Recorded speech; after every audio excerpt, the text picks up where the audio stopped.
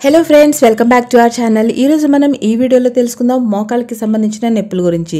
మోకాళ్ళ నొప్పులు ఈ రోజులో అతిపెద్ద సమస్యలాగా మారిపోయింది. చిన్న పిల్లల కాంచి తీసుకుని పెద్దవాళ్ళ దాకా. చిన్నపిల్లలు అంటే మరీ చిన్నపిల్లలు కాదండోయ్, కానీ మిడిల్ ఏజ్ పిల్లల కాడి నుంచి తీసుకొని మ్యాక్సిమం అందరూ కాళ్ళు నొప్పులు, ఒళ్ళు నొప్పులు అని అంటూనే ఉన్నారు. ఇది మనం నోటీస్ చేస్తూనే ఉన్నాం. ఇక దీంతోపాటు మోకాళ్ళ నొప్పులు వయసుతో సంబంధం లేకుండా పెళ్ళి అయిన వాళ్ళ కాడి నుంచి తీసుకొని పెళ్ళి కాని వాళ్ళ కాడి నుంచి తీసుకొని పెద్దవాళ్ళ దాకా ప్రతి ఒక్కరికి మోకాళ్ళ సమస్య చాలా ఎక్కువగా ఉంటుంది. అలాగే మోకాళ్ళ నొప్పి కోసం ఎన్నో రకాల ట్రీట్మెంట్స్, మెడిసిన్స్, ప్రతి ఒక్కటి, దాంతోపాటు డబ్బు ఖర్చు. కానీ ఎటువంటి ఫలితం ఉండట్లేదు. కానీ మోకాళ్ళ నొప్పి అసలు ఎందుకు వస్తుంది? ఓకే, పెద్ద వయసు అయింది, మనకి మోకాళ్ళ నొప్పులు వచ్చిందంటే అర్థమవుతుంది. వయసు పెరిగే కొద్దికి మోకాళ్ళలో గుజ్జు అరిగిపోయి మనం చేసిన కష్టానికి తగ్గట్టుగా మన బాడీలో చేంజెస్ అనేది వస్తూ ఉంటుంది. కాబట్టి మనకి మోకాళ్ళ నొప్పులు వస్తాయని చెప్పేసి అర్థం చేసుకోవచ్చు. బట్ చిన్న వయసులోనే మోకాళ్ళ నొప్పులు రావటం ఎందుకు? చాలామందికి వీటి కారణాలు కూడా తెలీదు. సో ఈరోజు మనం మోకాళ్ళ నొప్పులు అసలు ఏ కారణాల వలన వస్తుంది, అలాగే మనం ఇంట్లో తీసుకోవాల్సిన కొన్ని చిన్న చిన్న టిప్స్ అన్నమాట. ఇవి జాగ్రత్తలు అని చెప్పుకోవచ్చు మనము. సో ఇటువంటి జాగ్రత్తలు తీసుకున్నా కూడా మనకి మోకాళ్ళ నొప్పులు రావు. ఒకవేళ ఉంటే కూడా క్రమక్రమంగా అవి చిన్నగా తగ్గిపోతూ ఉంటాయి. ఇక దాంతోపాటు మనం ఇంట్లోనే తయారు చేసుకునే 2 డ్రింక్స్ అనేవి తీసుకుందాం. ఇవి మీ మోకాళ్ళ నొప్పులకి ఎంతో మంచిగా ఉపయోగం అనేది పడుతుందన్నమాట.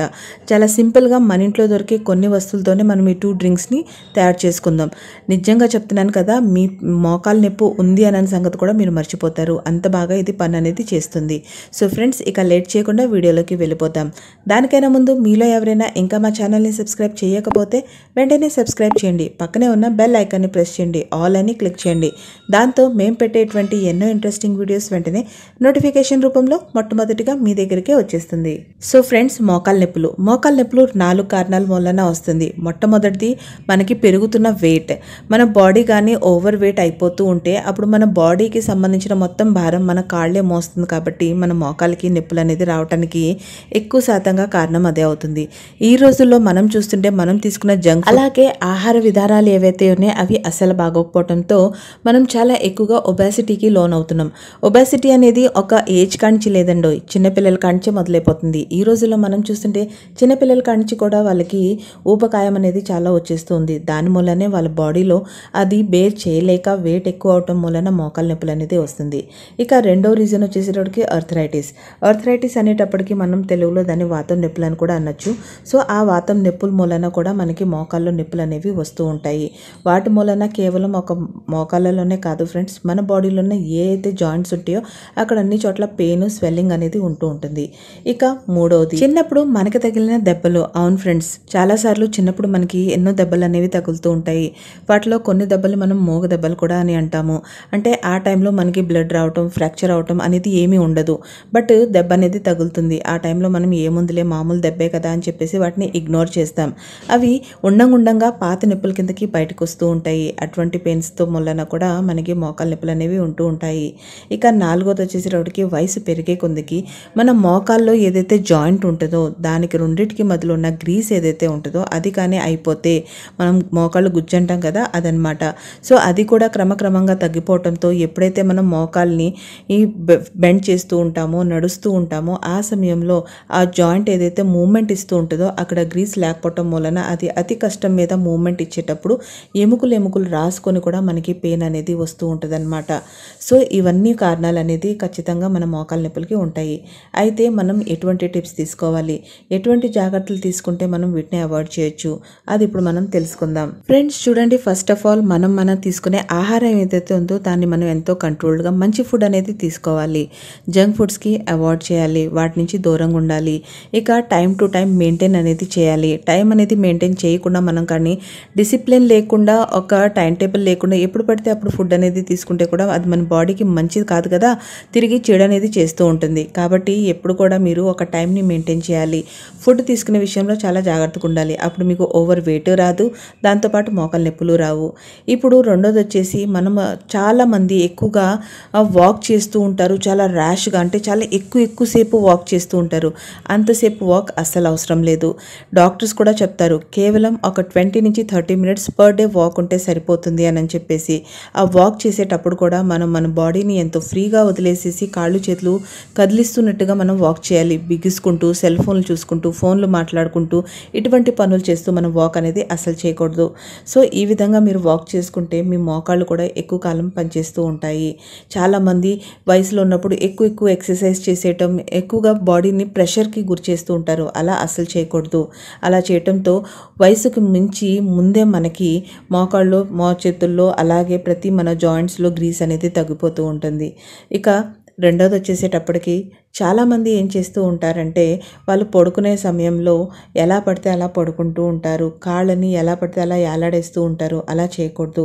చూడండి, ఎప్పుడు కూడా ఎవరికైతే మోకాళ్ళ నొప్పులు ఉన్నాయో ఒకవేళ లేని వాళ్ళైనా సరే ఇటువంటి టిప్స్ని యూస్ చేస్తే రాకుండా ఉంటాయి. మీరు ఎప్పుడు కూడా పడుకునేటప్పుడు చిన్న పిల్లోస్ లేదంటే మన సోఫాలో వచ్చే మన క్యూషన్ కవర్స్ ఏవైతే ఉంటాయో వాటిని కూడా మీరు తీసుకోవచ్చు. మరీ పల్చగా లేకుండా మరీ ఎత్తుగా లేకుండా మీడియం సైజులో ఉండే చిన్న పిల్లోస్ని తీసుకొని మీరు పడుకునేటప్పుడు మీ రెండు కాళ్ళకి మధ్యలో మోకాళ్ళకి మధ్యలో అలాంటి పిల్లోని పెట్టుకొని పడుకోవాలి. అలా చేస్తే కూడా మీకు పెయిన్స్ అనేవి తగ్గుతాయి.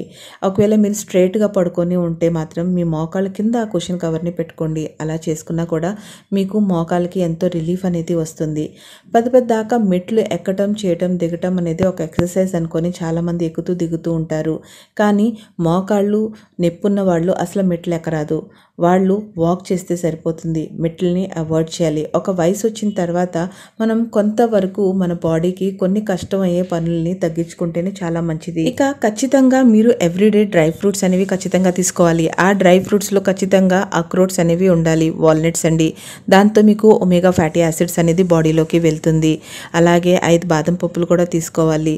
దాంతోపాటు మీరు కొన్ని సప్లిమెంట్స్ ఉంటాయి, అవి తీసుకుంటే చాలా మంచిది. దేంట్లో అయితే మీకు ఎక్కువగా ఒమేగా అనేది వస్తుందో, కాల్షియం అనేది వస్తుంది, లేకపోతే మీరు ఫుడ్ ఐటమ్స్లో కూడా వాటిని ఇంక్లూడ్ చేసుకొని తినటం చేస్తే మీకు చాలా బెస్ట్ రిజల్ట్ ఉంటుంది. అయితే ఇప్పుడు మనం అనుకున్న 2 డ్రింక్స్ ఏంటో అది ఇప్పుడు తెలుసుకుందాం.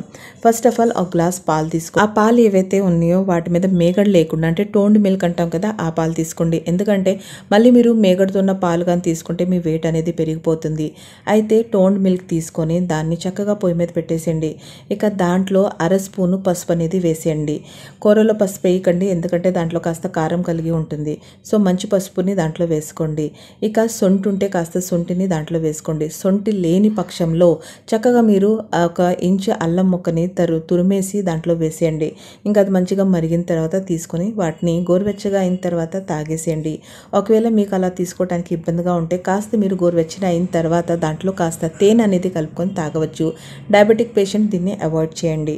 ఇక రెండోది వచ్చేసేటప్పటికి మెంతుల టీ. అవునండి, మీరు చక్కగా రాత్రిపూటే పడుకునేటప్పుడు 1 స్పూన్ మెంతుల్ని నానబెట్టండి. ఇక రెండో రోజు పొద్దున్న లేసి దాన్ని 2 భాగంగా పెట్టుకొని 1/2 స్పూన్ లాగా వేడి నీళ్ళు పెట్టుకొని దాంట్లో ఆ మెంతులు వేసేసి వాటిని కాసుకొని కాసేపు ఆగిన తర్వాత వడకట్టుకొని తాగండి. దీన్ని మీరు పొద్దున ఒకసారి సాయంత్రం ఒకసారి చేసుకొని తాగొచ్చు. లేదు అని అనుకుంటే పొద్దున పూటనే మీరు డైరెక్ట్గా కూడా మెంతుల్ని వాటర్లో వేసి కాసేపు బాయిల్ చేసుకుని మెంతులు టీగా తాగొచ్చు. సో ఈ విధంగా మార్నింగ్ ఈవినింగ్ చేస్తే మీకు చాలా బెస్ట్ రిజల్ట్ వస్తుంది. సో ఫ్రెండ్స్, ఈ రోజుకి ఇంతవరకే. మీకు కానీ మా వీడియో నచ్చినట్లయితే తప్పకుండా లైక్ చేయండి.